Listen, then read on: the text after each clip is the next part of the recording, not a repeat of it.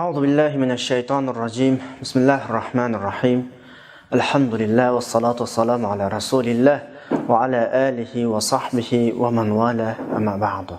Hörmətli qarindaşlar, biz bugün Sura Al-İmran'ın 138. ayetiga keldik.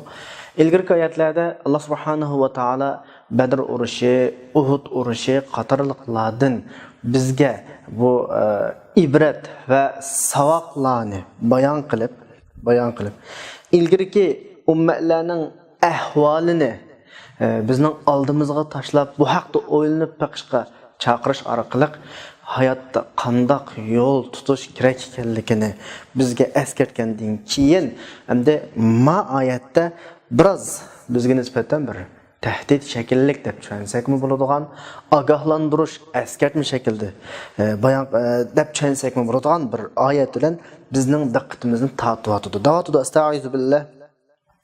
Hada bayanun linnas ve hudan ve mev'izatun lilmuttaqin. Yani bu kişilerge bir bayanatdır. Bayan degeni bayan qilish, e'lon qilish degan ma'noda.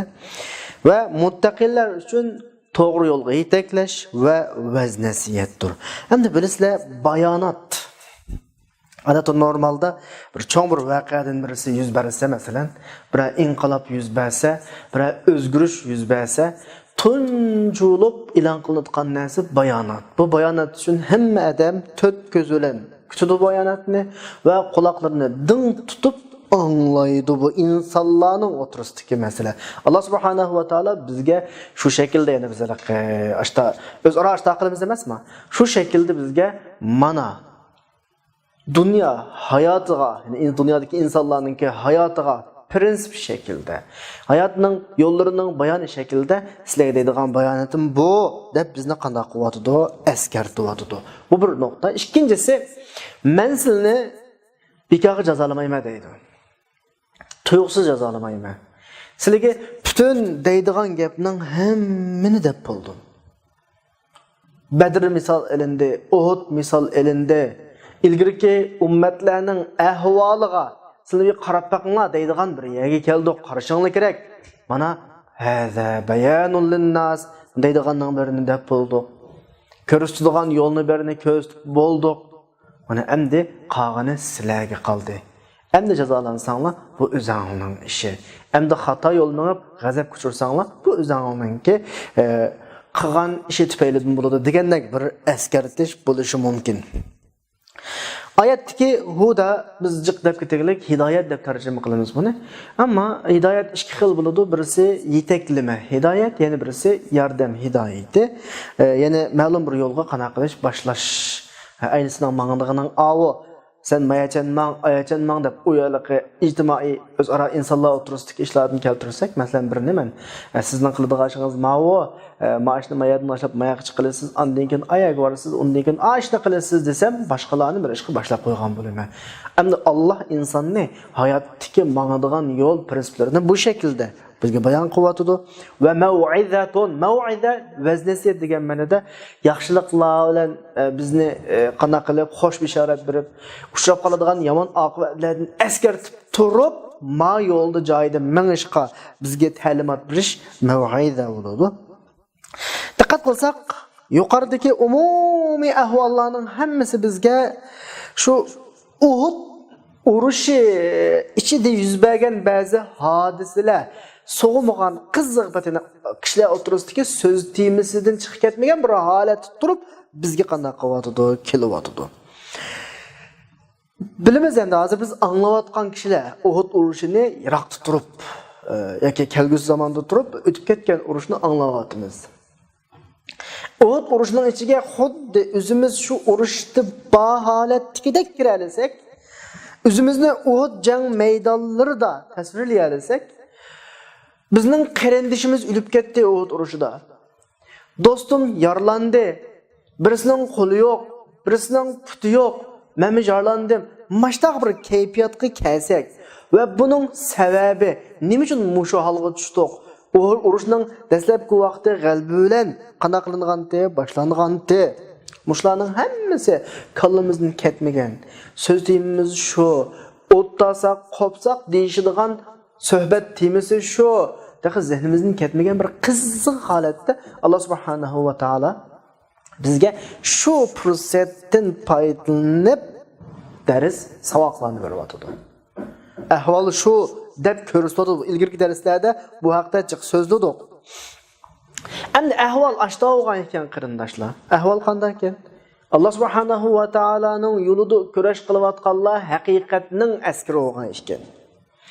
Bu haqiqat faqat Allohning yordami berish bilan haq oldu ekan. Hatto Rasululloh bo'lgan taqdirda Hatta Resulullah'a qanaşqan jangdimi Allah yordam bermasa mag'lub bo'laveradi ekan. Resulullah kimdi o? Resulullah degan bir mo'jizasi bor, bir payg'ambar, payg'ambarlarning sayyidi. Ashta turib agar xiloflik qilinsa ko'rsatma, mag'lubiyat kelaveradi ekan. Masala mashta masala ekan. Unda o'g'andan keyin sizlar bilishinglar kerakki, sizlar ketayotgan haq yo'l Allohning yordami bilan haq bo'ladi. Allah'ның kuchlantirişi bilan haq oludu. Allah'ның batılını qanday yo'q qilganligini sizlar ko'ringlar. Masalan, Badrda sizda hech qancha kuch yo'q. Allah haq yordam berdi. Uhudda uzanligi ishini tutdinglar, faxrlanib tutdinglar, tushdinglar. Ahvol mashta. Mana bu bayon deyapti Alloh subhanahu va taolo. Undaqanki sizlar bu hayotdagi kurashning xarakterini bilishinglar kerak. Sizlar o'ylagandek emas masala. Allah haqiqatni naloyiq kishilarning qo'lida o'rtaga chiqarmaydi. Agar Alloh qanday o'sa haqiqat o'rtaga chiqadigan bo'lib qolsa, hamma odamni mu'min qilib yaratibsa, hamma odamni xuddi boshqa jonliqlarga o'xshash yo'ldan chiqmaydigan, prinsipdan chiqmaydigan qilib yaratsa bo'laverdi. Lekin masala nima desanglar, haqiqat yo'li bilan, haqiqat prinsip bilan, haqiqat qo'l bilan o'rtaga chiqish kerak. Agar o prinsipga xiloflik qilib turib, haqiqatni o'rtaga chiqaraman degan xiyol, o xam xiyol. Unda xiyollar bo'lib qolsa, uni qilmanglar demakchi. Masalaning prinsipini asl tuvatdi. Undan keyingi oyatda 139-oyatda va la tahinu va la tahzanu va antumul a'launa in kuntum mu'minin. Ajoyib bir eskartish. Sizlar ojizlashmanglar, bearam bo'lmanglar. Agar haqiqiy ishonsanglar, haqiqiy mu'min bo'lsanglar, sizlar ustunlik o'rnini hamon egallaysizlar. Oyatda va la tahinu so'z bor.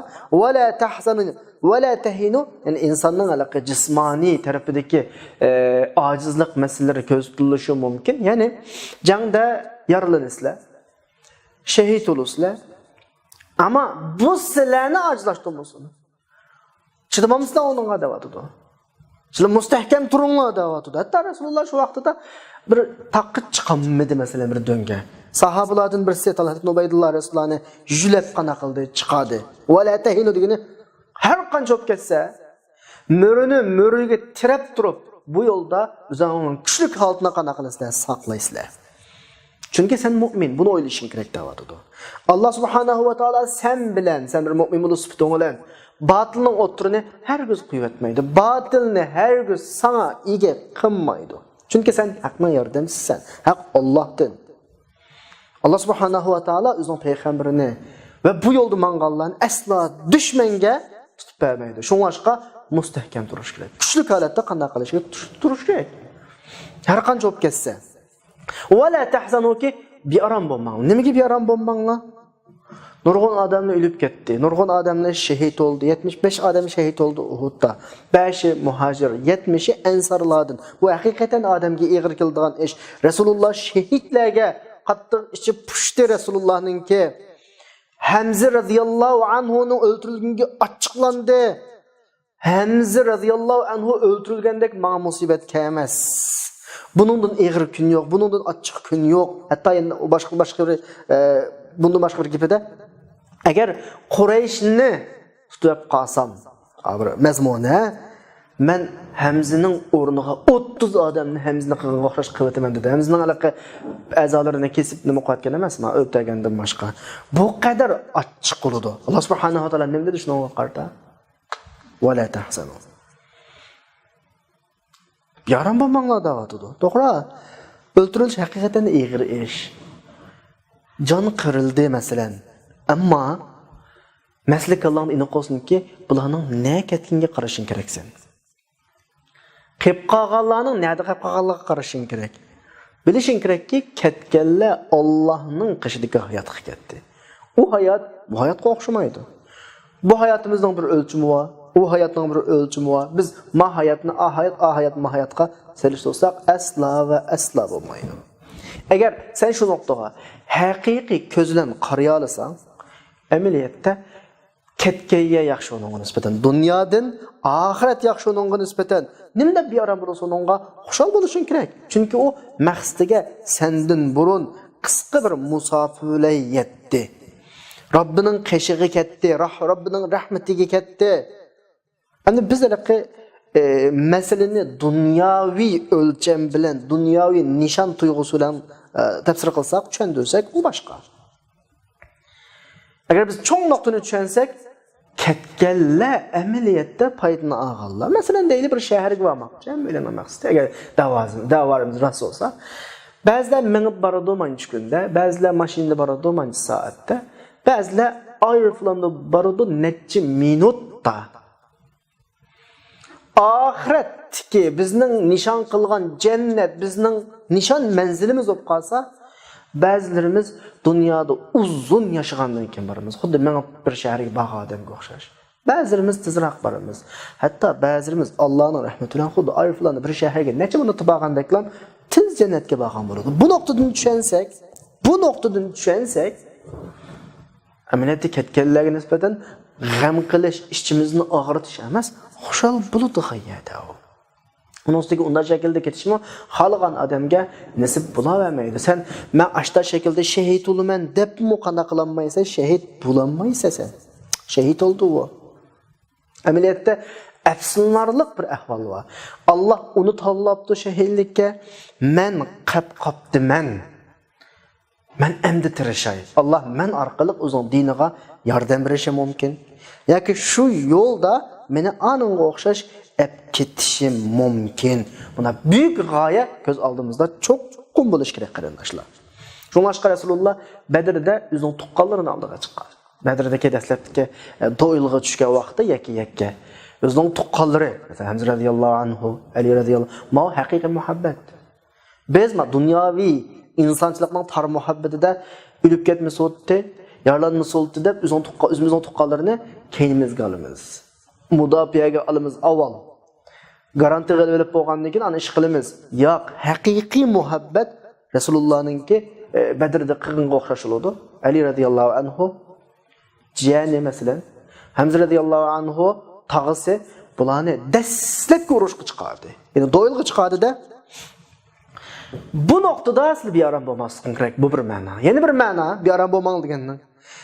G'animatlarga yoki g'alba qilinmaganliklaringa bir aram bo'lmanglar. Nimishqa? Sizlar qarab boqinglar natijaga. Yanlar sizlar ustun. Va antumul a'laun. Yanlar sizlar ustunda. Shu o'chaqning o'zida Abu Sufyan nima dedi? Hubal ustun bo'lsin dedi. O'zining butini. Rasululloh sahobalarga javob bermamizlar. Nima deymiz? Alloh ustuni ulug' danglar. Abu Sufyan bizning uzzorimiz bor, sizlarning uzzoringlar yo'q dedi Rasululloh. Javob beringlar. Nima deymiz? Bizning Alloh Mavloyimiz, sizlarning Mavloyinglar yo'q danglar. Abu Sufyan qani va'danglar kelaylik Badrda kurishimiz dedi Rasululloh dedi. Degan to'g'ri, kelaylik Badrda kurishimiz. Va'da, so'z digin dedi. Mana bu suhbat, aşı jangda bo'lgan suhbatning hammasida mu'minlarning bir xil nima o'rinda turganligi, yuqori mavqeda turganligi aynan ifodalanib turadi. Undan boshqa oyatning oxirini birga qo'shib o'qigan vaqtimizda agar sizlar mu'min bo'lsangiz sizlar ustun dedi ya. Ya'ni madam iymondan chetnamasangiz sizlar ustun bo'lasizlar. Ustunlikning haqiqiy ma'nosini, ustun degan qanday bo'ladi? Buni tushunsangiz Uhud bilan Badrni qanday taqman solishtirib taqman. Uhudda sizning bir birlik adamlarni o'ltirgan bo'lsa, sizlar Badrda bir birlik adamlarni o'ltirdinglar, adamini. Lekin sizlar Badrda ulardan asr oldinglar, ular Uhudda hech kim asr olmadi. Badrda sizlar g'animat oldinglar, ular Uhudda hech nima ololmadi. Bu bir ustunlikmi? Masalashtirmoqni. Yeni bir üstünlükün var. Entumul a'laun. Üstün sizlar degan yeni bir üstünlükün var nima desa, Allah sening shahring himoya qildi ekan Madinani. Madinada hech kim yo'qdi. Bir askarga chaqliq odam qolmagan. Ayollar, urush qila olmaydigan, ojizlar, bolalar qolgan. Ondan boshqa jang ko'zilan qarg'an